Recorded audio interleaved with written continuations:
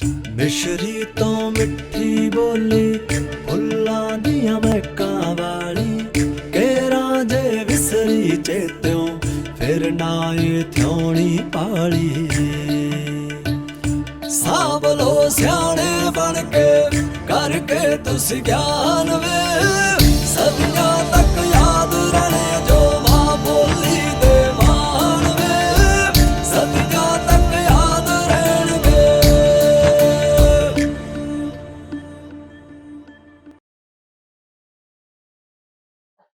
ਸਤਿ ਸ਼੍ਰੀ ਅਕਾਲ ਜੀ। ਟੀਵੀ ਪੰਜਾਬ ਲਈ ਮੈਂ ਦਵਿੰਦਰ ਕੌਰ। ਗੱਲ ਢਾਹਾਂ ਪੁਰਸਕਾਰਾਂ ਦੀ ਚੱਲ ਰਹੀ ਹੈ ਜੋ ਪੰਜਾਬੀ ਜ਼ੁਬਾਨ ਵਿੱਚ ਲਿਖੇ ਜਾਂਦੇ ਸਾਹਿਤ ਲਈ ਦਿੱਤੇ ਜਾਂਦੇ ਨੇ ਤੇ ਆਪਾਂ ਗੱਲ ਕਰਦੇ ਹਾਂ ਨੈਣ ਸੁੱਖ ਹੋਰਾਂ ਨਾਲ ਗੱਲਬਾਤ ਕਰਦੇ ਹਾਂ। ਨੈਣ ਸੁੱਖ ਜੋ ਵਸੇ ਹੋਏ ਨੇ ਤੇ ਉਹਨਾਂ ਦਾ ਅਸਲ ਨਾਂ ਖਾਲਿਦ ਮਹਿਬੂਬ ਦੇ ਕਿੱਤੇ ਵਜੋਂ ਵਕੀਲ ਨੇ ਤੇ ਉਹਨਾਂ ਦੇ ਨਾਵਲ ਜੋਗੀ ਸੱਪ ਤਰਾ ਨੂੰ $25,000 ਦਾ ਢਾਹਾਂ ਪੁਰਸਕਾਰ 2021 ਮਿਲਿਆ ਏ। ਨੈਣ ਸੁੱਖ ਜੀ, ਟੀਵੀ ਪੰਜਾਬ ਤੇ ਤੁਹਾਡਾ ਸਵਾਗਤ ਹੈ ਜੀ। ਸਤਿ ਸ਼੍ਰੀ ਅਕਾਲ। ਸਤਿ ਸ਼੍ਰੀ ਅਕਾਲ ਜੀ। ਸਲਾਮ ਤੁਹਾਨੂੰ। ਬਹੁਤ ਮਿਹਰਬਾਨੀ, ਤੁਸੀਂ ਯਾਦ ਕੀਤਾ ਜੀ। ਸਭ ਤੋਂ ਪਹਿਲਾਂ ਤਾਂ ਸਾਡੇ ਟੀਵੀ ਪੰਜਾਬ ਵੱਲੋਂ, ਸਾਡੇ ਟੀਵੀ ਪੰਜਾਬ ਦੇ ਦਰਸ਼ਕਾਂ ਵੱਲੋਂ ਤੁਹਾਨੂੰ ਇਸ ਪੁਰਸਕਾਰ ਲਈ ਬਹੁਤ ਸਾਰੀ ਵਧਾਈ, ਸਾਡੇ ਵੱਲੋਂ ਮੁਬਾਰਕਬਾਦ ਕਬੂਲ ਕਰੋ। ਮਿਹਰਬਾਨੀ। ਤੇ ਆਪਾਂ ਪਹਿਲਾਂ ਹਲਕੀ ਫੁਲਕੀ ਜੀ ਗੱਲਬਾਤ ਸ਼ੁਰੂ ਕਰਦੇ ਹਾਂ ਕਿ ਤੁਸੀਂ ਪੰਜਾਬੀ ਸ਼ਾਹਮੁਖੀ, ਭਾਵੇਂ ਤੁਹਾਡੀ ਲਿਪੀ ਸ਼ਾਹਮੁਖੀ ਹੈ, ਪੰਜਾਬੀ ਜ਼ੁਬਾਨ ਵਿੱਚ ਲਿਖਦੇ ਹੋ ਤੇ ਐਡਾ ਪੁਰਸਕਾਰ ਤੁਹਾਡਾ ਮਤਲਬ ਤੁਹਾਨੂੰ ਮਿਲ ਰਿਹਾ ਹੈ ਤੁਹਾਡੇ ਇਸ ਛੋਟੀਆਂ ਕਹਾਣੀਆਂ ਦੀ ਕਿਤਾਬ ਲਈ। ਕਿਸ ਤਰ੍ਹਾਂ ਮਹਿਸੂਸ ਹੋ ਰਿਹਾ ਹੈ ਤੇ ਪੁਰਸਕਾਰਾਂ ਦਾ ਜਿਹੜਾ ਸਿਲਸਿਲਾ ਹੁੰਦਾ ਹੈ ਉਹਦੇ ਬਾਰੇ ਕੀ ਸੋਚਦੇ ਹੋ, ਤੇ ਖਾਸ ਕਰਕੇ ਢਾਹਾਂ ਪੁਰਸਕਾਰ ਮਿਲਣ ਨੂੰ ਜਿਹਨੂੰ ਪੰਜਾਬੀ ਦਾ ਨੋਬੈਲ ਪੁਰਸਕਾਰ ਆਖਿਆ ਜਾਂਦਾ ਹੈ? ਦੇਖੋ, ਕੋਈ ਵੀ ਜਿਹੜਾ ਲਿਖਾਰੀ ਹੁੰਦਾ ਉਹ ਕਿਸੇ ਪੁਰਸਕਾਰ ਵਾਸਤੇ ਜਾਂ ਇਨਾਮ ਵਾਸਤੇ ਜਾਂ ਉਹਦੇ ਵਾਸਤੇ ਤੇ ਨਹੀਂ ਲਿਖਦਾ ਤੇ ਉਹਦੇ ਅੰਦਰ ਵੀ ਕੋਈ ਚਿਣਗ ਤੇ ਉਹਦੇ ਅੰਦਰੋਂ ਹੀ ਉੱਠਦੀ ਹੈ ਜਿਹਦੇ ਵਜ੍ਹਾ ਕਰਕੇ ਉਹ ਲਿਖਦਾ। ਪਰ ਜੇ ਕੋਈ ਥਾਪੜਾ ਦੇਵੇ, ਤੁਹਾਨੂੰ ਹਲਾਸ਼ੇਰੀ ਦੇਵੇ, ਤੇ ਉਹ ਫਿਰ ਤੁਹਾਡੇ ਕੰਮ ਨੂੰ ਹੋਰ ਅੱਗੇ ਵਧਾਉਂਦਾ। ਜਦੋਂ ਮੈਂ ਕੋਈ ਵੀ ਲਿਖਾਰੀ ਲਿਖਦਾ ਹੈ, ਉਹਨੂੰ ਛੁਪਵਾਉਂਦਾ ਤੇ ਉਹਦਾ ਦਿਲ ਕਰਦਾ ਮੈਂ ਵੱਧ ਤੋਂ ਵੱਧ ਲੋਕਾਂ ਦੇ ਨਾਲ ਆਪਣੀ ਲਿਖਤ ਨੂੰ ਸਾਂਝਾ ਕਰਾਂ। ਜਿਸ ਵਕਤ ਤੁਹਾਨੂੰ ਇੱਕ ਇੰਟਰਨੈਸ਼ਨਲ ਲੈਵਲ ਦੇ ਉੱਤੇ, ਵੱਡੇ ਪੱਧਰ ਦੇ ਉੱਤੇ ਇੱਕ ਮਾਨਤਾ ਮਿਲਦੀ ਹੈ ਤੇ ਤੁਸੀਂ ਬਹੁਤ ਸਾਰੇ ਲੋਕਾਂ ਨਾਲ ਤੁਹਾਡੀ ਲਿਖਤ ਉਹ ਸਾਂਝੀ ਹੁੰਦੀ ਹੈ ਤੇ ਉਹਦੇ ਵਾਸਤੇ ਤੁਹਾਨੂੰ ਖੁਸ਼ੀ ਵੀ ਹੁੰਦੀ ਹੈ। ਤੇ ਜਿਹੜੇ ਅਵਾਰਡ ਨੇ ਉਹ ਸਾਰੀ ਦੁਨੀਆ ਦੇ ਵਿੱਚ, ਖਾਸ ਤੌਰ ਤੇ ਜਿਹੜਾ ਪ੍ਰੋਜ਼ ਰਾਈਟਿੰਗ ਹੈ ਉਹਨੂੰ ਵਧਾਉਣ ਵਿੱਚ ਜਿਹੜੇ ਪੁਰਸਕਾਰ ਇਨਾਮ ਸਨ ਉਹਨਾਂ ਦਾ ਇੱਕ ਬੜਾ ਵੱਡਾ ਹੱਥ ਰਿਹਾ। ਤੇ ਸਾਡੇ ਵਾਸਤੇ ਤੇ ਹੁਣ ਜਿਹੜਾ ਢਾਹਾਂ ਅਵਾਰਡ ਹੈ ਇੱਕ ਬਹੁਤ ਵੱਡਾ ਅਵਾਰਡ ਹੈ। ਜਿਹੜਾ ਢਾਹਾਂ ਪਰਿਵਾਰ ਹੈ ਜਿਨ੍ਹਾਂ ਨੇ ਇੱਕ ਏਡਾ ਵੱਡਾ ਯਾਰ ਕੀਤਾ, ਉਹਦਾ ਬਹੁਤ ਸਾਨੂੰ ਇੱਕ ਨਜ਼ਰ ਵੀ ਆ ਰਿਹਾ ਸਾਡੇ ਵਾਲੇ ਪਾਸੇ। ਪੰਜਾਬ ਦੇ ਵਿੱਚ ਸਾਡੇ ਪਾਸੇ ਸ਼ਾਇਰੀ ਤੇ ਬਹੁਤ ਹੁੰਦੀ ਸੀ ਪੰਜਾਬੀ ਦੇ ਵਿੱਚ, ਪਰ ਸਾਡੇ ਪਾਸੇ ਕਹਾਣੀਆਂ ਜਾਂ ਨਾਵਲ ਬਹੁਤ ਥੋੜੇ ਲਿਖੇ ਜਾਂਦੇ ਸਨ। ਜਦੋਂ ਦਾ ਸ਼ੁਰੂ ਹੋਇਆ ਢਾਹਾਂ ਅਵਾਰਡ, ਉਸ ਤੋਂ ਬਾਅਦ ਅਸੀਂ ਵੇਖਦੇ ਹਾਂ ਕਿ ਗਿਣਤੀ ਵੱਧਦੀ ਜਾ ਰਹੀ ਹੈ। ਲੋਕਾਂ ਦੇ ਅੰਦਰ, ਲਿਖਾਰੀਆਂ ਦੇ ਅੰਦਰ ਇੱਕ ਹੋ ਰਿਹਾ ਕਿ ਸਾਡੀ ਜਿਹੜੀ ਲਿਖਤ ਹੈ ਉਹਨੂੰ ਪੂਰੀ ਦੁਨੀਆ ਦੇ ਵਿੱਚ ਜਾਣਿਆ ਜਾਏਗਾ, ਪੜ੍ਹਿਆ ਜਾਏਗਾ। ਇੱਕ ਬੜਾ ਵੱਡਾ ਥਾਪੜਾ ਹੁੰਦਾ ਜਿਹੜਾ ਤੁਹਾਨੂੰ ਮਿਲਦਾ ਹੈ ਇਸ ਤਰ੍ਹਾਂ ਦੇ ਕਿਸੇ ਵੀ ਪੁਰਸਕਾਰ ਦੇ ਨਾਲ। ਜਦੋਂ ਤੁਸੀਂ ਕਹਾਣੀਆਂ ਲਿਖ ਰਹੇ ਸੀ ਸੱਪ ਜੋਗੀ ਤਰਾ, ਤੇ ਇਹਦੇ ਰਚਨਾ ਸੰਸਾਰ ਬਾਰੇ, ਸਿਰਜਣਾ ਬਾਰੇ ਕੁਝ ਲਿਖੋਗੇ, ਦੱਸੋਗੇ ਸਾਨੂੰ ਆਪਣੇ ਕਿ ਕਿਸ ਤਰ੍ਹਾਂ ਖਾਸ ਸਮੇਂ ਵਿੱਚ ਲਿਖਦੇ ਹੋ ਜਾਂ ਕਿਹੋ ਜਿਹਾ ਮਾਹੌਲ ਤੁਸੀਂ ਸਿਰਜਦੇ ਹੋ ਉਸ ਵੇਲੇ, ਜਾਂ ਤੁਹਾਨੂੰ ਲਗਾਤਾਰ ਲਿਖਣ ਦੀ ਲੋੜ ਪੈਂਦੀ ਹੈ? ਦੇਖੋ, ਜਿਹੜਾ ਮੇਰੀਆਂ ਇਹਦੇ ਵਿੱਚ ਕਹਾਣੀਆਂ ਨੇ ਇਸ ਕਿਤਾਬ ਦੇ ਵਿੱਚ, ਉਹ ਸਾਰੀਆਂ ਕਹਾਣੀਆਂ ਖਾਸ ਤੌਰ ਤੇ ਉਹਨਾਂ ਲੋਕਾਂ ਵਾਸਤੇ ਨੇ ਜਿਹੜੇ ਹੁਣ ਇਸ ਵੇਲੇ ਗਾਇਬ ਹੁੰਦੇ ਜਾ ਰਹੇ, ਜਿਵੇਂ ਤੁਸੀਂ ਕਹਿੰਦੇ ਹੋ ਅਲੋਪ ਹੁੰਦੇ ਜਾ ਰਹੇ ਨੇ, ਮੁੱਕਦੇ ਜਾ ਰਹੇ ਨੇ, ਮਰਦੇ ਜਾ ਰਹੇ ਨੇ। ਉਹਨਾਂ ਨੂੰ ਅਸੀਂ ਉਹਨਾਂ ਦੀ ਕਦਰ ਨਹੀਂ ਕੀਤੀ। ਮਤਲਬ ਜਿਸ ਤਰ੍ਹਾਂ ਜੋਗੀ ਨੇ, ਸਪੇਰੇ ਨੇ ਜਿਹੜੇ, ਜਾਂ ਇਸੇ ਤਰ੍ਹਾਂ ਵਣਜਾਰੇ, ਜਾਂ ਹੋਰ ਬਹੁਤ ਸਾਰੇ ਐਸੇ ਲੋਕ ਜਿਹੜੇ ਪਛੜੇ ਰਹਿ ਗਏ, ਖਾਨਾ ਬਦੋਸ਼। ਔਰ ਮੈਨੂੰ ਤਾਂ ਇੰਝ ਵੀ ਲੱਗਦਾ ਹੈ ਕਿ ਅਸਲ ਵਿੱਚ ਇਸ ਧਰਤੀ ਦੇ ਅਸਲ ਜਿਹੜੇ ਵਾਰਸ ਸਨ ਇਹ ਲੋਕ ਹੀ ਸਨ ਜਿਨ੍ਹਾਂ ਨੂੰ ਦੁਤਕਾਰਿਆ ਗਿਆ ਬਹੁਤ ਪੁਰਾਣੇ ਵੇਲਿਆਂ ਤੋਂ, ਔਰ ਇਹਨਾਂ ਦੀ ਕਦਰ ਨਹੀਂ ਕੀਤੀ ਗਈ। ਹੁਣ ਇਹ ਰੁਲਦੇ ਫਿਰਦੇ ਕੱਖਾਂ ਵਾਂਗੂ ਸਨ ਇਹ ਲੋਕ। ਤੇ ਮੈਨੂੰ ਬਹੁਤ ਮੁੱਦਤਾਂ ਤੋਂ ਹੀ ਇਹਨਾਂ ਦੇ ਨਾਲ ਨਾ ਇੱਕ ਮੇਰਾ ਮੋਹ ਰਿਹਾ ਇਹਨਾਂ ਦੇ ਬਾਰੇ ਜਾਣਨ ਦਾ, ਪਰਖਣ ਦਾ। ਤੇ ਇਹਨਾਂ ਮੇਰੀਆਂ ਕਹਾਣੀਆਂ ਦੇ ਵਿੱਚ ਜ਼ਿਆਦਾ ਜਿਹੜਾ ਹੈ ਉਹ ਇਹ ਹੀ ਹੈ, ਇਹਨਾਂ ਦੇ ਬਾਰੇ ਜਾਣਕਾਰੀ ਜਿਹੜੀ ਮੈਨੂੰ ਮਿਲੀ ਇਹਨਾਂ ਦੇ ਅੰਦਰ। ਦੇਖੋ ਇਹਨਾਂ ਦੇ ਘਰਾਂ ਦੇ ਵਿੱਚ ਤੇ ਘਰ ਦੇ ਭਾਂਡੇ ਵੀ ਨਹੀਂ ਪੂਰੇ ਹੁੰਦੇ, ਇਹਨਾਂ ਦੇ ਘਰ ਤੇ ਮੰਜੀ ਪੀੜੀ ਵੀ ਮਤਲਬ ਨਹੀਂ, ਉਹ ਸਮਾਨ ਕੋਈ ਨਹੀਂ ਹੁੰਦਾ ਇਹਨਾਂ ਦੇ ਘਰ। ਇਹਨਾਂ ਦੇ ਕੋਲ ਕੀ ਹੁੰਦਾ ਹੈ, ਇਹਨਾਂ ਦੇ ਕੋਲ ਇਹਨਾਂ ਦੀਆਂ ਗੱਲਾਂ ਹੁੰਦੀਆਂ ਨੇ, ਇਹਨਾਂ ਦੇ ਗੀਤ ਹੁੰਦੇ ਨੇ, ਇਹਨਾਂ ਦੇ ਜਿਨ੍ਹਾਂ ਨੂੰ ਅੱਜ ਅਸੀਂ ਬੇਸ਼ੱਕ ਉਹਨਾਂ ਨੂੰ ਸੁਪਰਸਟੀਸ਼ਨਸ ਕਹਿੰਦੇ ਆ, ਵਹਿਮ ਭਰਮ ਹੁੰਦੇ ਨੇ। ਤੇ ਮੈਂ ਉਹਨਾਂ ਸਾਰਿਆਂ ਨੂੰ ਜੋੜ ਕੇ ਹੀ ਇਹਨਾਂ ਦੀਆਂ ਕਹਾਣੀਆਂ ਬਣਾਈਆਂ ਨੇ। ਇਹ ਜਿੰਨੀਆਂ ਵੀ ਇਹਦੇ ਵਿੱਚ ਜੀ ਜੀ ਕਹਾਣੀਆਂ ਨੇ ਉਹ ਹੂੰ ਇਹਨਾਂ ਲੋਕਾਂ ਦੇ ਬਾਰੇ ਚ। ਹੂੰ ਤੇ ਇੱਕ ਜਿਹੜਾ ਤੁਹਾਡੇ ਪਾਠਕਾਂ ਨੂੰ ਥੋੜਾ ਜਿਹਾ ਇਹ ਰਹਿੰਦਾ ਹੈ ਕਿ ਜਦੋਂ ਤੁਸੀਂ ਲਿਖਦੇ ਹੋ, ਜੋ ਵੀ ਲਿਖਦੇ ਹੋ, ਤੇ ਕਮਾਲ ਦਾ ਹੁੰਦਾ, ਤੁਹਾਡੀ ਉਡੀਕ ਰਹਿੰਦੀ ਹੈ। ਤੇ ਇੱਧਰਲੇ ਪੰਜਾਬ ਵੀ, ਦੋਵੇਂ ਪੰਜਾਬਾਂ ਵਿੱਚ ਹੀ ਤੁਹਾਡੇ ਉਧਰ ਵੀ ਸੁਭਾਵਿਕ ਹੈ ਕਿ ਉਡੀਕ ਰਹਿੰਦੀ ਹੈ ਤੁਹਾਡੀ ਰਚਨਾ ਦੀ, ਤੁਹਾਡੀ ਕਹਾਣੀ ਆਉਣ ਦੀ, ਕੋਈ ਵੀ ਕਿਤਾਬ ਆਉਣ ਦੀ। ਤੇ ਇਹ ਇੱਕ ਗੱਲ ਜ਼ਰੂਰ ਹੈ ਕਿ ਪੜ੍ਹਦਿਆਂ ਪੜ੍ਹਦਿਆਂ ਪੜ੍ਹਨ ਵਾਲੇ ਨੂੰ, ਪਾਠਕ ਨੂੰ ਇਹ ਜਾਪਦਾ ਕਿ ਜਿਹੜਾ ਇਤਿਹਾਸ ਹੈ ਉਹਦੇ ਵਿੱਚ, ਤੁਹਾਡੀ ਕਹਾਣੀ ਦੇ ਵਿੱਚ, ਤੁਹਾਡੀ ਰਚਨਾ 'ਚ, ਉਹ ਬੜਾ ਗਾੜਾ ਤੇ ਸ਼ਦੀਦ ਹੈ, ਤੇ ਉਹਨੂੰ ਕਦੇ ਕਦੇ ਲੱਗਦਾ ਵੀ ਅਸੀਂ ਇਤਿਹਾਸ ਪੜ੍ਹ ਰਹੇ ਹਾਂ। ਇਹਦੇ ਬਾਰੇ ਤੁਸੀਂ ਕੁਝ ਆਖੋਗੇ? ਹਾਂਜੀ, ਇਹ ਸਾਡੇ ਇਸ ਪਾਸੇ ਵੀ ਇਹ ਕਿਹਾ ਜਾਂਦਾ ਹੈ, ਇਹ ਨਹੀਂ ਕਿ ਤੁਹਾਡੇ ਪਾਸੇ। ਇਸ ਅੱਛਾ ਪਾਸੇ ਵੀ ਮੇਰੇ ਉੱਤੇ ਇਹ ਕਹਿ ਲਓ ਕਿ ਇੱਕ ਇਲਜ਼ਾਮ ਕਹਿ ਲਓ, ਜਾਂ ਮੇਰਾ ਇੱਕ ਜੀ ਖਰਾਬੀ ਸਮਝੋ ਕਿ ਇਸ ਤਰ੍ਹਾਂ ਕਿਹਾ ਜਾਂਦਾ ਹੈ ਮੈਨੂੰ। ਪਰ ਦੇਖੋ ਉਹ ਮਸਲਾ ਹੈ ਵੀ ਕਿ ਕਲਚਰ, ਪੋਲਿਟਿਕਸ, ਹਿਸਟਰੀ, ਇਹ ਸਾਰਾ ਮੈਂ ਰਲ ਲਾ ਕੇ ਲਿਖਣਾ। ਉਹਦੇ 'ਚ ਪੋਲਿਟਿਕਸ ਵੀ ਹੁੰਦੀ ਹੈ ਤੁਹਾਡੀ, ਜੋ ਵਰਤ ਰਿਹਾ ਤੁਹਾਡੇ ਵਸੇਬ ਦੇ ਵਿੱਚ, ਔਰ ਜੋ ਕਲਚਰ ਹੈ, ਔਰ ਜੋ ਤੁਹਾਡੀ ਪਿੱਛੇ ਹਿਸਟਰੀ ਹੈ। ਹੁਣ ਵੇਖੋ ਬਹੁਤ ਸਾਰੇ ਲੋਕਾਂ ਦੀ ਹਿਸਟਰੀ ਤੇ ਕਿਤਾਬਾਂ ਵਿੱਚ ਲਿਖੀ ਕੋਈ ਨਹੀਂ। ਹੁਣ ਉਹ ਜਿਹੜੀ ਕਿਤਾਬਾਂ ਵਿੱਚ ਨਹੀਂ ਲਿਖੀ ਗਈ ਹਿਸਟਰੀ ਇੱਥੇ ਕਿਸੇ ਨੇ ਸੰਭਾਲੀ ਨਹੀਂ। ਹੁਣ ਦੁੱਲਾ ਭੱਟੀ ਤੇ ਕਿਸੇ ਹਿਸਟਰੀ ਦੀ ਕਿਤਾਬ ਵਿੱਚ ਨਹੀਂ ਮਿਲਦਾ ਸਾਨੂੰ। ਅਹਿਮਦ ਖਾਨ ਖਰਲ ਦੇ ਬਾਰੇ ਕੁਝ ਨਹੀਂ ਮਿਲਦਾ, ਨਾ ਹੀ ਉਹਨਾਂ ਲੋਕਾਂ ਦੇ ਬਾਰੇ ਜਿਹੜੇ ਮੈਂ ਤੁਹਾਨੂੰ ਦੱਸ ਰਿਹਾ ਕਿ ਇਸ ਵਕਤ ਮਰ ਮੁੱਕ ਰਹੇ ਨੇ, ਜਿਸ ਤਰ੍ਹਾਂ ਜੋਗੀ ਹੋ ਗਏ, ਹੋਰ ਬਹੁਤ ਸਾਰੇ ਵਰਗ ਜਿਹੜੇ ਸਨ, ਜਿਹੜੇ ਸਾਡੇ ਮੁੱਕਦੇ ਜਾ ਰਹੇ ਨੇ। ਤੇ ਹੁਣ ਉਹਨਾਂ ਦੇ ਬਾਰੇ ਜਦੋਂ ਮੈਂ ਗੱਲ ਕਰਾਂਗਾ ਤਾਂ ਉਹਨਾਂ ਦੀ ਕੋਈ ਨਾ ਕੋਈ ਹਿਸਟਰੀ ਉਹ ਵਿੱਚ ਮੈਨੂੰ ਦੇਣੀ ਹੀ ਪਵੇਗੀ। ਉਹ ਕਈ ਵਾਰੀ ਮੈਨੂੰ ਆਪਣੇ ਆਪ ਨੂੰ ਵੀ ਲੱਗ ਰਿਹਾ ਹੁੰਦਾ ਹੈ ਕਿ ਹੋ ਸਕਦਾ ਮੇਰੇ ਜਿਹੜਾ ਕਲਾ ਦੇ ਮੈਂ ਅਗਰ ਹਿਸਾਬ ਨਾਲ ਵੇਖਾਂ ਤਾਂ ਉਹਦੇ ਵਿੱਚ ਕੁਚੱਜ ਬਣਦਾ ਹੋਵੇ। ਸੁਚੱਜ ਨਹੀਂ, ਇਹ ਕੁਚੱਜ ਬਣ ਜਾਂਦਾ ਹੋਇਆ ਕਿ ਮੇਰੀ ਗੱਲ ਜਿਹੜੀ ਹੈ ਕਿਸੇ ਹੋਰ ਪਾਸੇ ਟੁਰ ਜਾਂਦੀ ਹੋਵੇ, ਕਹਾਣੀ ਨੂੰ ਛੱਡ ਕੇ ਮੈਂ ਕੁਝ ਹੋਰ ਦੱਸਣ ਲੱਗ ਪਿਆ। ਪਰ ਇਹ ਸਾਰੇ ਮੇਰੇ ਮੈਂ ਆਪਣੇ ਜ਼ਿੰਮੇ ਲੈ ਲਿਆ ਕੰਮ ਕਿ ਨਹੀਂ, ਮੈਂ ਵੀ ਜ਼ਰੂਰ ਕਰਨਾ ਹੈ। ਹੁਣ ਉਹ ਮੈਂ ਕਿੰਨਾ ਉਹਨੂੰ ਚੰਗੇ ਢੰਗ ਨਾਲ ਕਰਨਾ ਜਾਂ ਕਿੰਨਾ ਕੋਝੇ ਢੰਗ ਨਾਲ ਹੋ ਜਾਂਦਾ ਹੈ, ਉਹ ਮੈਨੂੰ ਨਹੀਂ ਪਤਾ, ਉਹਦੀ ਮੈਂ ਪਰਵਾਹ ਵੀ ਨਹੀਂ ਵੈਸੇ ਕਰਦਾ। ਤੇ ਇਕੱਠੇ ਹੀ ਸਾਰੇ ਕੰਮ ਚੱਲ ਰਹੇ ਨੇ ਕਿ ਉਹ ਜਿਹੜੀ ਪੀਪਲਸ ਹਿਸਟਰੀ ਹੈ, ਜਿਹੜੀ ਲੋਕਾਂ ਦੇ ਅੰਦਰ ਹੀ ਰਹਿ ਗਈ ਔਰ ਲੋਕਾਂ ਦੇ ਅੰਦਰ ਹੀ ਉਹ ਗਵਾਚ ਰਹੀ ਹੈ। ਔਰ ਨਾਲ ਜਿਹੜਾ ਨਾਲ ਜੁੜਿਆ ਜਿਹੜਾ ਕਲਚਰ ਸੀ ਉਹ ਸਾਰਾ ਜਦੋਂ ਮੁੱਕ ਰਿਹਾ ਹੈ। ਤੇ ਹੋ ਸਕਦਾ ਹੈ ਕਿਧਰੇ ਨਾ ਕਿਧਰੇ ਮੈਂ ਆਪਣੀ ਕਹਾਣੀ ਤੋਂ ਹਟ ਕੇ ਥੋੜੀ ਜਿਹੀ ਲਾਈਨਾਂ ਵੱਧ ਲਿਖ ਦਿੱਤੀਆਂ ਹੋਣ ਉਹਨਾਂ ਦੀ ਉਸ ਦੇ ਬਾਰੇ, ਉਸ ਆਲੇ ਦੁਆਲੇ ਦੇ ਬਾਰੇ ਜਿਹੜਾ ਹੁਣ ਨਹੀਂ ਰਿਹਾ, ਖਤਮ ਹੋ ਰਿਹਾ। ਉਹਨਾਂ ਦੇ ਗੀਤਾਂ ਦੇ ਬਾਰੇ, ਉਹਨਾਂ ਦੇ ਵਹਿਮ ਭਰਮ ਦੇ ਬਾਰੇ ਦੱਸਣ ਲੱਗ ਪਿਆ ਹਾਂ। ਪਰ ਮੈਂ ਕੋਸ਼ਿਸ਼ ਕਰਨਾ ਮੈਂ ਉਹਦੇ ਨੇੜੇ ਨੇੜੇ, ਉਹਦੇ ਆਸੇ ਪਾਸੇ ਹੀ ਰਵਾਂ, ਬਹੁਤ ਦੂਰ ਨਾ ਨਿਕਲ ਜਾਵਾਂ। ਤੇ ਕੋਸ਼ਿਸ਼ ਮੇਰੇ ਵੱਲੋਂ ਹੁੰਦੀ ਜ਼ਰੂਰ, ਪਰ ਅਗਰ ਉਹ ਕਿਸੇ ਨੂੰ, ਮੇਰਾ ਖਿਆਲ ਹੈ ਕੋਝੇ ਤੋਂ ਜ਼ਿਆਦਾ ਓਪਰਾ ਲੱਗਦਾ ਹੋਏਗਾ, ਕਿਉਂਕਿ ਆਮ ਤੌਰ ਤੇ ਸਾਡੇ ਜਿਹੜਾ ਲਿਖਿਆ ਜਾਂਦਾ ਹੈ ਲਿਟਰੇਚਰ, ਫਿਕਸ਼ਨ ਖਾਸ ਤੌਰ ਤੇ, ਉਹਦੇ ਵਿੱਚ ਇੰਝ ਘੱਟ ਲਿਖਿਆ ਗਿਆ ਹੈ।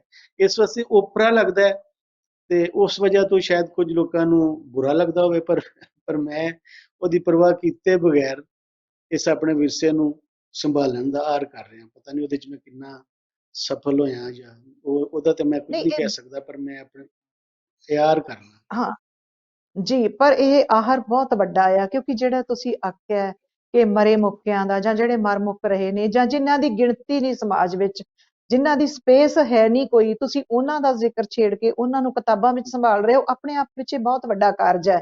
ਤੇ ਜਿਸ ਤਰ੍ਹਾਂ ਤੁਸੀਂ ਦੁੱਲੇ ਭੱਟੀ ਦੇ ਇਤਿਹਾਸ ਦੀ ਗੱਲ ਕੀਤੀ, ਤੇ ਦੋਵਾਂ ਪੰਜਾਬਾਂ ਦਾ ਉਹ ਨਾਇਕ ਹੋਵੇ ਤੇ ਉਹਦੀ ਦਾ ਇਤਿਹਾਸ ਨਹੀਂ ਰਚਿਆ ਹੋਇਆ, ਇਹਦਾ ਮਤਲਬ ਅਸੀਂ ਪੰਜਾਬੀ ਇੰਨੇ ਅਵੇਸਲੇ ਹਾਂ।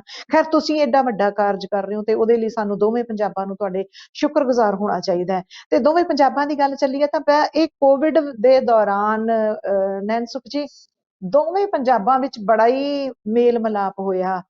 ਕੋਵਿਡ ਦੇ ਸਮਿਆਂ ਵਿੱਚ ਜਦੋਂ ਸਾਰੇ ਅੰਦਰ ਬੰਦ ਸਨ ਤਾਂ ਵੈਬੀਨਾਰ ਹੋਏ, ਜ਼ੂਮ ਮੀਟਿੰਗਾਂ ਹੋਈਆਂ, ਦੋਵੇਂ ਭਰਾ ਆਖਾਂ ਕੀ ਆਖਾਂ, ਇੱਕੋ ਹੀ ਦੇਹ ਨੇ, ਇੱਕੋ ਹੀ ਦੇਹ ਦੇ ਇਹ ਅੰਗ ਨੇ, ਹਨਾ, ਦੋਵੇਂ ਪੰਜਾਬ ਲਹਿੰਦਾ ਚੜ੍ਹਦਾ। ਤੇ ਇਹਨਾਂ ਦੀ ਵਿੱਚ ਬੜੀ ਨੇੜਤਾ ਹੋਈ, ਬੜਾ ਹੀ ਕਾਰਜ ਹੋਇਆ, ਇੱਕ ਦੂਜੇ ਦਾ ਬੜਾ ਹੀ ਕੁਝ ਸਾਂਭਿਆ ਸੰਭਾਲਿਆ ਗਿਆ, ਤੇ ਇਹ ਬੜਾ ਖੂਬਸੂਰਤ ਸਿਲਸਿਲਾ ਸੀ। ਇਹਦੇ ਬਾਰੇ ਤੁਸੀਂ ਕੀ ਆਖਣਾ ਚਾਹੋਗੇ?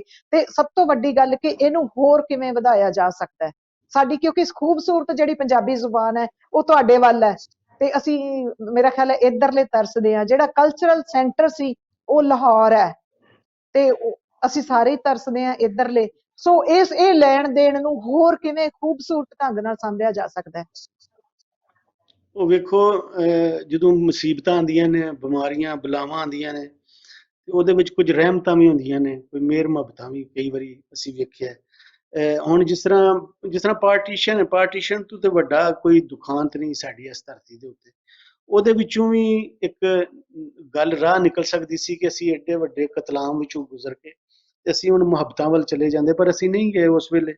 ਹੁਣ ਇਹ ਵੀ ਜਿਹੜਾ ਇੱਕ ਆਇਆ ਹੈ ਕੋਰੋਨਾ, COVID-19 ਜਿਹਨੂੰ ਕਿਹਾ ਜਾ ਰਿਹਾ, ਤੇ ਇਹਦੇ ਵਿੱਚ ਵੀ ਤੁਸੀਂ ਵੇਖੋ ਕਿ ਇੱਕ ਪੋਜ਼ਿਟਿਵ ਇਹ ਹੋਈ ਕਿ ਅਸੀਂ ਇੱਕ ਦੂਜੇ ਨਾਲ ਜੁੜੇ ਇਸ ਮੀਡੀਆ ਦੇ ਥਰੂ, ਔਰ ਆਨਲਾਈਨ ਜਿਸ ਤਰ੍ਹਾਂ ਅਸੀਂ ਮੈਨੂੰ ਬਹੁਤ ਸਾਰੀਆਂ ਲੈਕਚਰਸ ਮੈਂ ਦਿੱਤੇ, ਬਹੁਤ ਸਾਰੀਆਂ ਇੰਟਰਵਿਊਜ਼ ਦਿੱਤੇ ਜਿਹੜੇ ਉਸ ਪਾਸੇ ਗਏ। ਉਸ ਪਾਸੇ ਦੇ ਬਹੁਤ ਸਾਰੇ ਲੋਕਾਂ ਦੇ ਇੰਟਰਵਿਊ ਅਸੀਂ ਇੱਧਰ ਸੁਣੇ, ਔਰ ਸਾਡੀਆਂ ਬਹੁਤ ਜ਼ਿਆਦਾ ਛਪੀਆਂ ਕਿਤਾਬਾਂ ਉੱਧਰ ਨਹੀਂ ਜਾਂਦੀਆਂ, ਉੱਧਰ ਦੀਆਂ ਇੱਧਰ ਨਹੀਂ ਆਉਂਦੀਆਂ, ਤੇ ਗੱਲਾਂ ਰਾਹੀਂ ਸਾਨੂੰ ਬਹੁਤ ਸਾਰਾ ਇੱਕ ਦੂਜੇ ਦੇ ਬਾਰੇ ਪਤਾ ਲੱਗਾ। ਹੁਣ ਜਿਸ ਤਰ੍ਹਾਂ ਕਿਸਾਨ ਉੱਧਰ ਚੱਲ ਰਹੀ ਹੈ, ਤੁਹਾਡੇ ਅੰਦੋਲਨ ਚੱਲ ਰਿਹਾ, ਤੇ ਹੁਣ ਉਹਦੇ ਬਾਰੇ ਅਸੀਂ ਇੰਨਾ ਕੁਝ ਜਾਣ ਰਹੇ ਸਾਂ, ਪੜ੍ਹ ਰਹੇ ਸਾਂ, ਸਾਨੂੰ ਪਤਾ ਲੱਗ ਰਿਹਾ ਸੀ।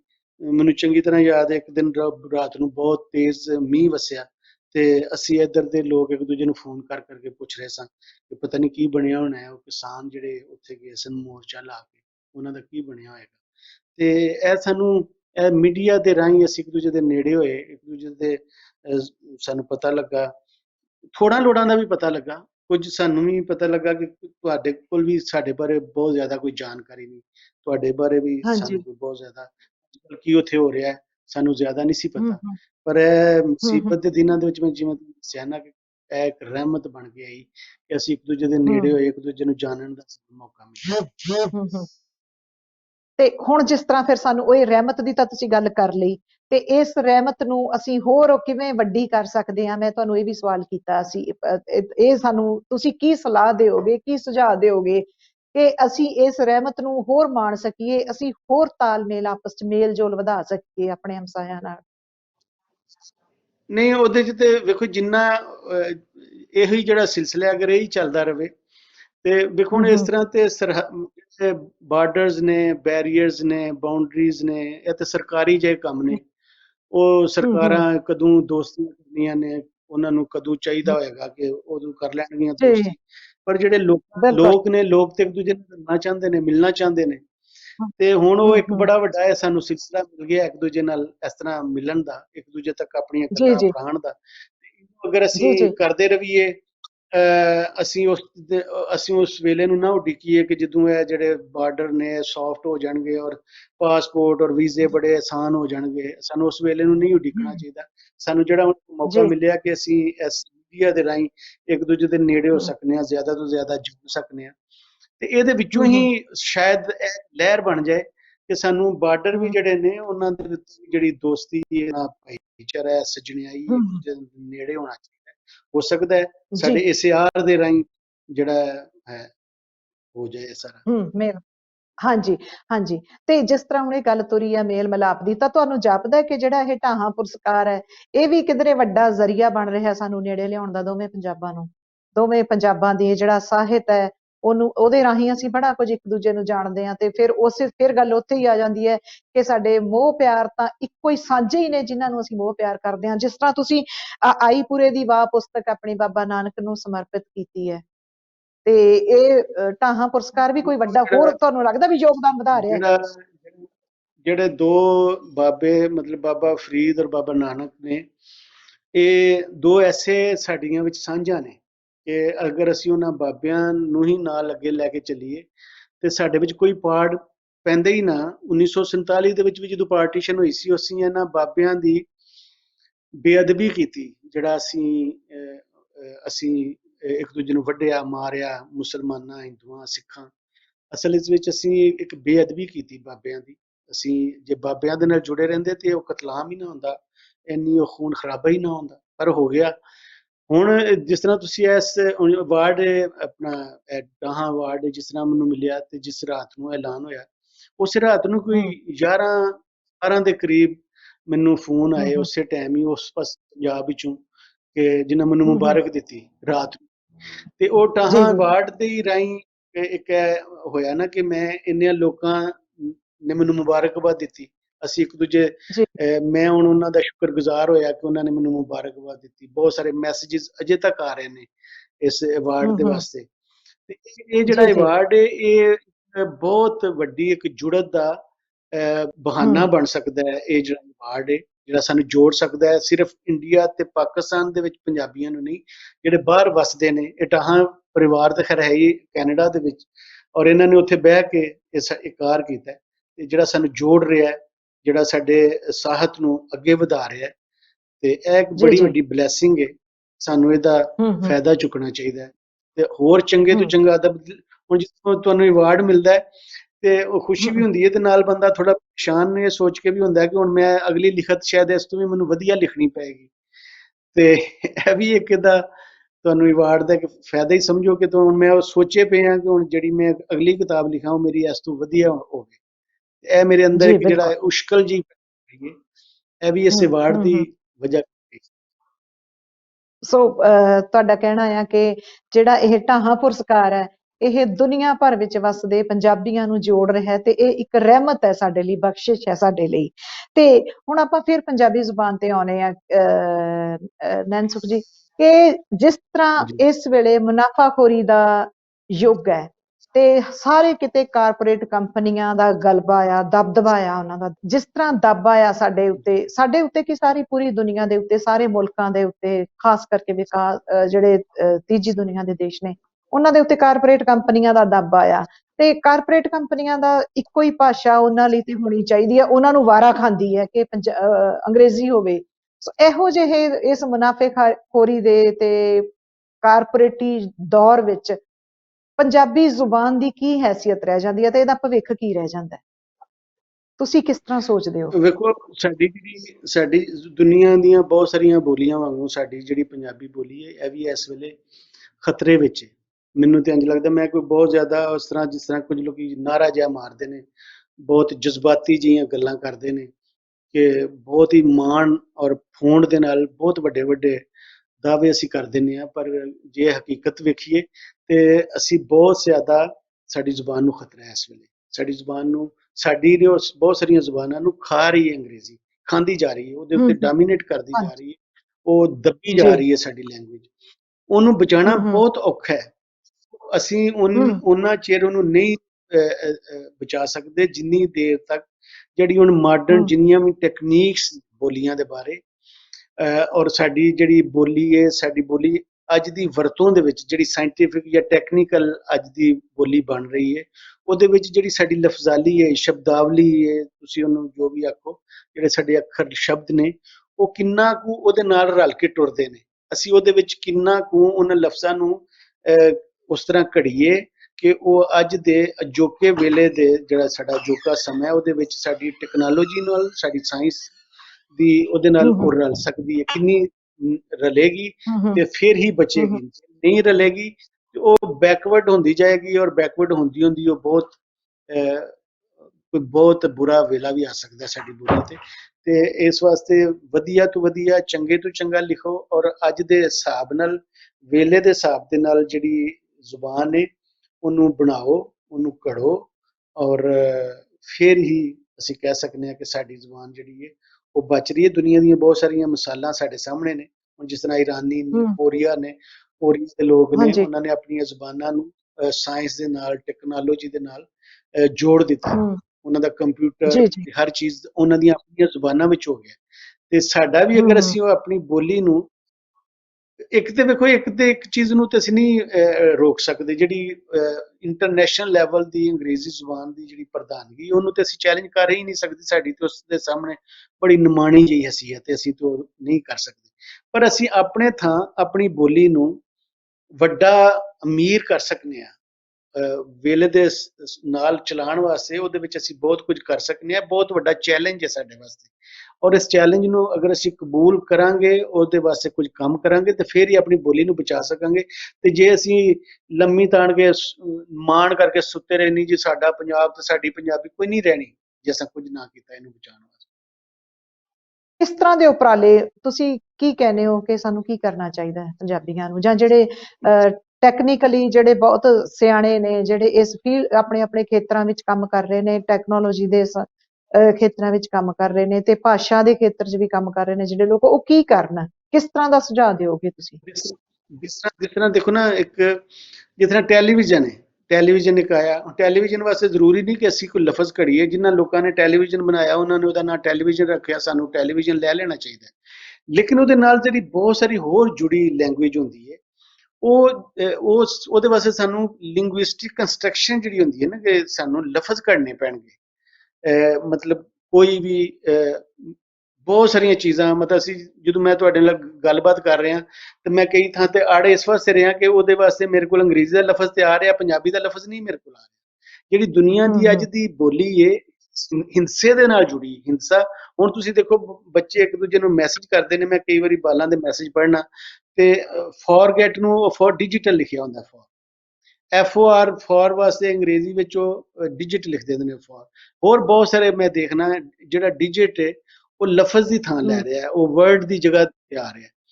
ਤੇ ਉਹ ਜਿਹੜਾ ਚੈਲੰਜ ਦੁਨੀਆ ਦੀ ਹਰ ਬੋਲੀ ਨੂੰ ਹੈ, ਉਹ ਤੇ ਸਭ ਬੋਲੀਆਂ ਨੂੰ ਹੀ ਹੈ ਕਿ ਤੁਹਾਡੀ ਜਿਹੜਾ ਇੱਕ ਲਫ਼ਜ਼ਾਂ ਦੇ ਨਾਲ ਜਿਹੜਾ ਪਿਆਰ ਸੀ, ਸ਼ਬਦਾਂ ਦੇ ਨਾਲ ਜਿਹੜਾ ਪਿਆਰ ਸੀ, ਉਹ ਤੇ ਮੈਂ ਸਾਰੀ ਦੁਨੀਆ 'ਚ ਵੇਖ ਰਿਹਾ ਕਿ ਉਹ ਘੱਟ ਹੋ ਰਿਹਾ। ਪਰ ਸਾਡੀ ਜਿਹੜੀ ਬੋਲੀ ਜਿਹੜੀ ਖਤਰੇ ਦੇ ਵਿੱਚ ਹੈ, ਜਿਸ ਤਰ੍ਹਾਂ ਮੈਂ ਤੁਹਾਨੂੰ ਦੱਸਿਆ ਨਾ ਕਿ ਤੁਹਾਡੇ ਪਾਸੇ ਤੇ ਫਿਰ ਵੀ ਚਲੋ ਐਜੂਕੇਸ਼ਨ ਦੇ ਵਿੱਚ ਤੁਸੀਂ ਪੰਜਾਬੀ ਪੜ੍ਹਦੇ ਹੋ, ਹੁਣ ਸਾਡੇ ਪਾਸੇ ਤੇ ਸਕੂਲਾਂ ਵਿੱਚ ਨਹੀਂ ਪੜ੍ਹਾਈ ਜਾਂਦੀ। ਸਾਡੇ ਪਾਸੇ ਪੰਜਾਬੀ ਜਿਹੜੀ ਹੈ ਇੱਕ ਸਬਜੈਕਟ, ਤੁਸੀਂ ਹਾਇਰ ਲੈਵਲ ਦੇ ਉੱਤੇ ਜਾ ਕੇ ਪੰਜਾਬੀ ਪੜ੍ਹ ਲੈਂਦੇ ਹੋ ਗ੍ਰੈਜੂਏਸ਼ਨ ਦੇ ਵਿੱਚ ਆ ਕੇ, ਪਰ ਤੁਹਾਡੇ ਵਾਸਤੇ ਲਾਜ਼ਮੀ ਨਹੀਂ ਪੜ੍ਹਨੀ ਪੰਜਾਬੀ ਤੁਹਾਡੇ ਸਕੂਲਾਂ ਦੇ ਵਿੱਚ। ਹੁਣ ਮੈਂ ਕਦੀ ਵੀ ਆਪਣੇ ਸਕੂਲ ਵਿੱਚ ਵੀ ਨਹੀਂ ਪੜ੍ਹੀ। ਮੈਨੂੰ ਮੇਰਾ ਪਿਆਰ ਜਾਂ ਇਸ਼ਕ ਜਿਹੜਾ ਸੀ ਮੇਰਾ ਬੋਲੀ ਦੇ ਨਾਲ, ਉਹੀ ਮੈਨੂੰ ਇੱਥੋਂ ਤੱਕ ਲੈ ਕੇ ਆਇਆ ਕਿ ਮੈਂ ਉਹਦੇ 'ਚ ਲਿਖਦਾ ਰਿਹਾ। ਸਾਡੇ ਬਹੁਤ ਸਾਰੇ ਜਿਹੜੇ ਰਾਈਟਰ ਨੇ, ਜਿਹੜੇ ਤੁਸੀਂ ਉਧਰ ਨਾਂ ਸੁਣਦੇ ਹੋਵੋਗੇ, ਉਹਨਾਂ 'ਚ ਕੋਈ ਵੀ ਕਿਸੇ ਵੀ ਮਾਸਟਰਸ ਨਹੀਂ ਕੀਤਾ ਪੰਜਾਬੀ 'ਚ, ਕਿਸੇ ਵੀ PhD ਨਹੀਂ ਕੀਤੀ। ਬਹੁਤ ਥੋੜੇ ਲੋਕ ਹੋਣਗੇ ਜਿਹੜੇ ਪੜ੍ਹਦੇ ਹੋਣਗੇ ਪੰਜਾਬੀ। ਉਹਦੇ ਬਾਵਜੂਦ ਸਾਡੇ ਅੰਦਰ ਦਾ ਜਿਹੜਾ ਪਿਆਰ ਹੈ ਧਰਤੀ ਦੇ ਨਾਲ, ਜਿਹੜਾ ਮੋਹ ਹੈ ਸਾਡਾ, ਉਹ ਸਾਨੂੰ ਉਹਨੇ ਮਜਬੂਰ ਕੀਤਾ ਕਿ ਅਸੀਂ ਆਪਣੀ ਬੋਲੀ ਦੀ ਗੱਲ ਕਰੀਏ, ਆਪਣੀ ਬੋਲੀ ਦੇ ਵਿੱਚ ਲਿਖੀਏ। ਤੇ ਤੁਹਾਡੇ ਪਾਸੇ ਨਾਲੋਂ ਸਾਡੇ ਚੈਲੰਜ ਬਹੁਤ ਹੀ ਜ਼ਿਆਦਾ ਨੇ। ਤੁਹਾਡੇ ਪਾਸੇ ਤੇ ਫਿਰ ਵੀ ਤੁਹਾਨੂੰ ਸਰਕਾਰਾਂ ਨੇ ਕੋਈ ਐਸੀਆਂ ਸਹੂਲਤਾਂ ਦਿੱਤੀਆਂ ਜਾਂ ਲਾਗੂ ਕੀਤੀ। ਤੁਹਾਡੀ ਵੈਸੇ ਤੇ ਲਾਗੂ ਕਰਨ ਨਾਲ ਵੀ ਤੁਸੀਂ ਬੋਲੀ ਤੇ ਖਰਾਬ ਹੀ ਕੀਤੀ ਉਸ ਪਾਸੇ, ਬਹੁਤ ਸੰਸਕ੍ਰਿਤ ਵਾੜ ਦਿੱਤੀ ਉਹਦੇ ਵਿੱਚ। ਸਾਡੀਆਂ ਤੇ ਸਰਕਾਰਾਂ ਨੇ ਕੁਝ ਵੀ ਨਹੀਂ ਕੀਤਾ, ਸਾਡੀਆਂ ਸਰਕਾਰਾਂ ਤੇ ਕੁਝ ਵੀ ਨਹੀਂ ਕੀਤਾ। ਹੁਣ ਅਸੀਂ ਆਪਣੇ ਆਪਣੇ ਥਾਂ ਥੋੜਾ ਥੋੜਾ ਉਹਦੇ ਤੇ ਕੰਮ ਕਰਕੇ ਆਪਣੀ ਬੋਲੀ ਨੂੰ ਸੰਭਾਲਣ ਦਾ ਕਰ ਰਹੇ ਹਾਂ। ਤੁਹਾਡੇ ਪਾਸੇ ਜੋ ਬੋਲੀ ਦਾ ਕੰਮ ਹੋਣਾ ਚਾਹੀਦਾ ਸੀ, ਬਹੁਤ ਵਧੀਆ ਵਧੀਆ ਕੰਮ ਹੋਇਆ ਹੋਏਗਾ, ਮੈਂ ਇਹ ਨਹੀਂ ਕਹਿੰਦਾ ਨਹੀਂ। ਪਰ ਜਿਹੜੀ ਬੋਲੀ ਹੈ ਨਾ, ਬੋਲੀ ਨੂੰ ਬਚਾਉਣ ਵਾਸਤੇ ਲੋਕਾਂ ਨੂੰ ਇਹਦੇ ਵਿੱਚ ਨਜ਼ਰ ਆਈ ਕਿ ਉਹਨਾਂ ਨੇ ਸੰਸਕ੍ਰਿਤ ਦੇ ਲਫ਼ਜ਼ ਪਾ ਦਿੱਤੇ। ਤੇ ਸਾਡਾ ਤੇ ਅਸੀਂ ਤੇ ਤੁਹਾਡੇ ਨਾਲ ਵੀ ਬਹੁਤ ਪਿੱਛੇ ਹਾਂ। ਅਸੀਂ ਤੇ ਹਾਲਾਂ ਆਪਣੀ ਲਿਖਤ ਪੜ੍ਹਤ ਵਿੱਚ ਹੀ ਬਚਾ ਲਈ ਆਪਣੀ ਬੋਲੀ ਨੂੰ ਤੇ ਬੜੀ। ਤੇ ਤੁਹਾਡੇ ਪਾਸੇ ਤੁਸੀਂ ਸਾਡੇ ਨਾਲੋਂ ਅੱਗੇ, ਲੇਕਿਨ ਬੋਲੀ ਨਹੀਂ ਬਚੀ ਤੁਹਾਡੇ ਪਾਸੇ ਵੀ। ਹਾਂ, ਜ਼ਿਆਦਾ ਮਿੱਠੀ ਤਾਂ ਜਿਹੜੀ ਜਿਹਨੂੰ ਮਾਖਿਓ ਮਿੱਠੀ ਬੋਲੀ ਕਹਿੰਦੇ ਆ ਪੰਜਾਬੀ ਆਪਾਂ, ਉਹ ਤੁਹਾਡੇ ਵੱਲ ਹੈ। ਬਿਲਕੁਲ ਅਸੀਂ ਇਹ ਮੰਨਦੇ ਹਾਂ ਤੇ ਇਹਦੇ ਲਈ ਉਦਾਸੀ ਤੇ ਹੁੰਦੀ ਹੈ, ਪਰ ਇਸੇ ਕਰਕੇ ਤੁਹਾਡੇ ਨਾਲ ਗੱਲਬਾਤ ਕਰ ਰਹੀ ਹਾਂ ਮੈਂ। ਤੇ ਲੱਗਦਾ ਹੈ ਵੀ ਕੋਈ ਉਧਰਲੀ ਬੋਲੀ ਸੁਣਾਂਗੇ ਤਾਂ ਚੰਗਾ ਲੱਗੇਗਾ, ਹੈ ਨਾ, ਮਨ ਖੁਸ਼ ਹੋ ਜਾਂਦਾ ਹੈ। ਤੇ ਤੁਸੀਂ ਪਾਕਿਸਤਾਨ ਵਿੱਚ ਤੁਸੀਂ ਜਿਸ ਤਰ੍ਹਾਂ ਤੁਸੀਂ ਕਿਹਾ ਕਿ ਉਪਰਾਲੇ ਕਰ ਰਹੇ ਹੋ ਕੁਛ ਪੰਜਾਬੀ ਨੂੰ ਸੰਭਾਲਣ ਲਈ, ਉਹ ਕਿਸ ਤਰ੍ਹਾਂ ਦੇ ਯਤਨ ਹੋ ਰਹੇ ਨੇ? ਹੁਣ ਦੇਖੋ, ਅੱਜ ਵੀ ਜਿਸ ਤਰ੍ਹਾਂ ਸਾਡੇ ਇੱਥੇ ਲਾਹੌਰ ਦੇ ਵਿੱਚ ਇੱਕ ਕਾਫੀ ਵੱਡਾ ਇੱਕ ਜਲੂਸ ਨਿਕਲਿਆ ਕਿ ਬੋਲੀ ਨੂੰ ਲਾਗੂ ਕਰੋ। ਅੱਜ ਮੈਂ ਉਹਦੇ ਤੇ ਗਿਆ ਸੀ, ਮੈਂ ਨਹੀਂ ਜਾ ਸਕਿਆ ਸਰਗੋਦੇ ਉਸ ਵਜ੍ਹਾ ਤੋਂ। ਤੇ ਉਹ ਅੱਜ 2:30 ਵਜੇ ਉਹ ਜਲੂਸ ਸੀ ਅਦੇ ਮਤਲਬ ਲੋਕਾਂ ਨੇ। ਪਰ ਅਸੀਂ ਸਾਡੇ ਜਿਹੜੇ ਪੋਲੀਟੀਸ਼ੀਅਨਸ ਨੇ, ਜਿਹੜੇ ਸਾਡੇ ਉਹਨਾਂ ਨੂੰ ਹਾਲਾਂ ਇਸ ਗੱਲ ਦੀ ਨਹੀਂ ਸਮਝ ਆ ਰਹੀ, ਉਹ ਬੋਲੀ ਵਾਸਤੇ ਕੁਝ ਨਹੀਂ ਕਰ ਰਹੇ। ਸਾਡੇ ਪਾਕਿਸਤਾਨ ਦੇ ਵਿੱਚ ਜਿਹੜੀ ਉਰਦੂ ਜ਼ੁਬਾਨ ਹੈ, ਉਹਨੂੰ ਸਰਕਾਰੀ ਜ਼ੁਬਾਨ ਸਮਝ ਲਿਆ ਗਿਆ। ਅੰਗਰੇਜ਼ਾਂ ਨੇ ਆ ਕੇ ਲਾਈ, ਫਿਰ ਸਾਡੇ ਪਾਕਿਸਤਾਨ ਆਇਆ ਤੇ ਉਹ ਹੀ ਲੱਗੀ ਰਹੀ। ਤੇ ਉਹ ਹਾਲਾਤ ਸਰਕਾਰੀ ਪੱਧਰ ਤੇ ਕੁਝ ਨਹੀਂ ਹੋ ਰਿਹਾ। ਅਸੀਂ ਆਪਣੇ ਥਾਂ ਤੇ ਜਿੰਨੀ ਕੋਈ ਕੋਸ਼ਿਸ਼ ਕਰ ਸਕਦੇ ਹਾਂ ਅਸੀਂ ਕਰ ਰਹੇ ਹਾਂ। ਹੁਣ ਜਿਸ ਤਰ੍ਹਾਂ ਮੈਨੂੰ ਅਵਾਰਡ ਮਿਲਿਆ, ਤੇ ਹੁਣ ਇਸ ਅਵਾਰਡ ਦੀ ਵਜ੍ਹਾ ਤੋਂ ਸਾਡੇ ਬਹੁਤ ਖਬਰਾਂ ਲੱਗ ਰਹੀਆਂ ਨੇ ਬਈ ਇੱਕ ਪੰਜਾਬੀ ਦਾ ਰਾਈਟਰ ਹੈ, ਉਹਨੂੰ ਇੱਕ ਐਡਾ ਵੱਡਾ ਅਵਾਰਡ ਜਿਹੜਾ ਟਾਹਾਂ ਇੰਟਰਨੈਸ਼ਨਲ ਲੈਵਲ ਦਾ ਇੱਕ ਅਵਾਰਡ ਹੈ ਉਹ ਮਿਲਿਆ। ਤੇ ਹੁਣ ਇਸ ਗੱਲ ਨੇ ਬਹੁਤ ਸਾਰੇ ਲੋਕਾਂ ਅੱਜ ਮੈਨੂੰ ਮਿਲੇ, ਮੈਨੂੰ ਜੱਫੀਆਂ ਪਾ ਰਹੇ ਸਨ ਬਈ ਤੂੰ ਪੰਜਾਬੀ ਦੀ ਇੱਕ ਐਡੀ ਲਿਖਤ ਲਿਖੀ ਕਿ ਤੂੰ ਇੰਟਰਨੈਸ਼ਨਲ ਲੈਵਲ ਦੇ ਉੱਤੇ ਮਤਲਬ ਗਿਆ। ਤੇ ਜਿਹੜਾ ਲੋਕਾਂ ਦਾ ਆ ਰਿਹਾ, ਹੁਣ ਜਿਸ ਤਰ੍ਹਾਂ ਟਾਹਾਂ ਪਰਿਵਾਰ ਦਾ ਇੱਕ ਆ ਰਿਹਾ, ਇੱਕ ਸਾਡੇ ਇੱਥੇ ਹੋਰ ਕਿੰਨੇ ਕੁ ਲੋਕ ਨੇ ਜਿਹੜੇ ਆਪਣੇ ਆਪਣੇ ਥਾਂ ਕੁਝ ਕਰ ਰਹੇ ਨੇ। ਹਰ ਬੰਦੇ ਕੋਲ ਤਾਂ ਪੈਸੇ ਜੀ ਨਹੀਂ ਹੁੰਦੇ, ਹਰ ਬੰਦਾ ਤਾਂ ਪੈਸੇ ਨਾਲ ਨਹੀਂ ਕੁਝ ਕਰ ਸਕਦਾ। ਕੋਈ ਨਿਰਾ ਨਾਅਰਾ ਹੀ ਮਾਰ ਸਕਦਾ ਹੈ, ਕੁਝ ਸਿਰਫ ਲਿਖ ਹੀ ਸਕਦਾ ਹੈ। ਤੇ ਉਹ ਸਾਰੇ ਆਪਣੇ ਆਪਣੇ ਥਾਂ ਤੇ ਕੁਝ ਕਰ ਰਹੇ ਨੇ, ਪਰ ਐਡੀ ਜਿਹੜੀ ਭਰਵੀਂ ਲਹਿਰ ਹੁੰਦੀ ਹੈ ਨਾ, ਉਹ ਮੈਨੂੰ ਬਣਦੀ ਹਾਲਾਂ ਤਾਈਂ ਸਾਡੇ ਪਾਸੇ ਨਜ਼ਰ ਨਹੀਂ ਆ ਰਹੀ ਕਿ ਅਸੀਂ ਆਪਣੇ ਸਾਰੀਆਂ ਜਿਹੜੀਆਂ ਮੰਗਾਂ ਨੇ ਉਹਨਾਂ ਨੂੰ ਮਨਵਾ ਲਈਏ, ਕਿ ਜਿਹੜੀ ਸਾਡੀ ਬੋਲੀ ਹੈ ਉਹਨੂੰ ਸਰਕਾਰੀ ਸਕੂਲਾਂ ਦੇ ਵਿੱਚ ਲਾਗੂ ਕਰ ਦਿੱਤਾ ਜਾਏ। ਹਾਲਾਂ ਉਹ ਐਡੀ ਭਰਵੀਂ ਲਹਿਰ ਨਹੀਂ ਬਣੀ, ਇੱਕ ਆਵਾਜ਼ ਹੀ ਹੈ, ਆ ਰਹੀ ਹੈ ਆਵਾਜ਼, ਉਹ ਕਿੰਨੀ ਕਿੱਥੋਂ ਤੱਕ ਜਾਂਦੀ ਹੈ ਔਰ ਹਾਕਮਾਂ ਦੇ ਕੰਨਾਂ ਤੱਕ ਉਹ ਕਦੋਂ ਅਪੜੇਗੀ, ਕਦੋਂ ਉਹਨਾਂ ਨੂੰ ਜਗਾਏਗੀ, ਜੀ ਉਹ ਜੀ ਜੀ ਦੱਸੇਗਾ। ਲੋਕ ਲੱਗੇ ਹੋਏ ਨੇ। ਜੀ ਖੈਰ, ਜਿਸ ਤਰ੍ਹਾਂ ਤੁਹਾਨੂੰ ਢਾਹਾਂ ਪੁਰਸਕਾਰ ਏਡਾ ਵੱਡਾ ਮਿਲ ਗਿਆ ਤੇ ਆਪਾਂ ਇਨਸ਼ਾਅੱਲਾ ਆਸ ਰੱਖੀਏ ਕਿ ਤੁਹਾਡੇ ਹਾਕਮਾਂ ਤੱਕ ਇਹ ਗੱਲ ਜਾਏਗੀ ਕਿ ਏਡਾ ਮਾਣ ਤਾਣ ਕੈਨੇਡਾ ਦੇ ਕਿਸੇ ਅਦਾਰੇ ਨੇ, ਕਿਸੇ ਪਰਿਵਾਰ ਨੇ, ਚੜ੍ਹਦੇ ਪੰਜਾਬ ਦੇ ਪਰਿਵਾਰ ਨੇ, ਕੈਨੇਡਾ ਵਿੱਚ ਵਸੇ ਹੋਏ ਨੇ, ਤੁਹਾਨੂੰ ਏਡਾ ਵੱਡਾ ਪੰਜਾਬੀ ਲਿਖਤ ਲਈ ਇਹ ਪੁਰਸਕਾਰ ਦਿੱਤਾ ਹੈ। ਤੇ ਹੋ ਸਕਦਾ ਉਹਨਾਂ ਨੂੰ ਥੋੜਾ ਚੰਗਾ ਲੱਗੇ ਕਿ ਇਹੋ ਜਿਹੇ ਮਾਣ ਸਨਮਾਨ ਪਾਕਿਸਤਾਨ ਨੂੰ ਆਉਂਦੇ ਰਹਿਣੇ ਚਾਹੀਦੇ ਨੇ, ਕਿਉਂਕਿ ਇੱਕ ਤੇ ਸ਼ਾਹਮੁਖੀ ਨੂੰ ਹਰ ਵਾਰ ਪੁਰਸਕਾਰ ਮਿਲਣਾ ਹੀ ਮਿਲਣਾ ਹੈ। ਤੇ ਇਹ ਆਪਣੀ ਗੱਲਬਾਤ ਬਹੁਤ ਸੋਹਣੀ ਰਹੀ ਨੈਣ ਸੁਖ ਜੀ, ਤੇ ਅਸੀਂ ਤੁਹਾਡੇ ਬਹੁਤ ਧੰਨਵਾਦੀ ਹਾਂ, ਬਹੁਤ ਸ਼ੁਕਰਗੁਜ਼ਾਰ ਹਾਂ ਦਿਲੋਂ ਕਿ ਤੁਸੀਂ ਸਾਨੂੰ ਸਮਾਂ ਦਿੱਤਾ। ਹਾਲਾਂਕਿ ਅਸੀਂ ਦੋਵੇਂ ਅੱਡ ਅੱਡ ਮੁਲਕਾਂ ਵਿੱਚ ਬੈਠੇ ਹਾਂ, ਤੇ ਸ਼ੁਕਰ ਹੈ ਕਿ ਸਾਡੇ ਕੋਲ ਇਹ ਸਹੂਲਤ ਹੈ ਕਿ ਇੰਟਰਨੈਟ ਰਾਹੀਂ ਅਸੀਂ ਜੁੜੇ ਹਾਂ। ਤੁਹਾਡਾ ਬਹੁਤ ਸ਼ੁਕਰੀਆ। ਅੱਗੇ ਨੂੰ ਵੀ ਤੁਹਾਡੇ ਨਾਲ ਗੱਲਬਾਤ ਦਾ ਸਿਲਸਿਲਾ ਜਾਰੀ ਰੱਖਾਂਗੇ। ਜ਼ਰੂਰ ਤੇ ਤੁਹਾਨੂੰ ਇੱਕ ਵਾਰ ਫਿਰ ਜ਼ਰੂਰ, ਢਾਹਾਂ ਪੁਰਸਕਾਰ ਲਈ ਮੁਬਾਰਕਬਾਦ ਤੇ ਸ਼ੁਕਰੀਆ ਜੀ। ਸਲਾਮ, ਸਤਿ ਸ਼੍ਰੀ ਬਹੁਤ ਅਕਾਲ ਨਾਮ ਤੁਹਾਨੂੰ। ਠੀਕ ਜੀ। ਤੁਸੀਂ ਟੀਵੀ ਪੰਜਾਬ ਦੇਖਦੇ ਰਹੋ। ਅਸੀਂ ਹਰ ਤਰ੍ਹਾਂ ਦੀਆਂ ਖਬਰਾਂ ਲੈ ਕੇ ਤੁਹਾਡੇ ਰੂਬਰੂ ਹੁੰਦੇ ਰਵਾਂਗੇ। ਸ਼ੁਕਰੀਆ ਤਦ ਤੱਕ ਲਈ। ਸਤਿ ਸ਼੍ਰੀ ਅਕਾਲ ਜੀ, ਮੈਂ ਨਿਰਮਲ ਮਾਨ ਪੂਰਾ ਡੈਟ ਸੈਟਲਮੈਂਟ ਤੋਂ। ਇਹ ਤੁਸੀਂ ਵੀਡੀਓ ਦੇਖ ਰਹੇ ਸੀ ਟੀਵੀ ਪੰਜਾਬ ਦੇ ਉੱਤੇ।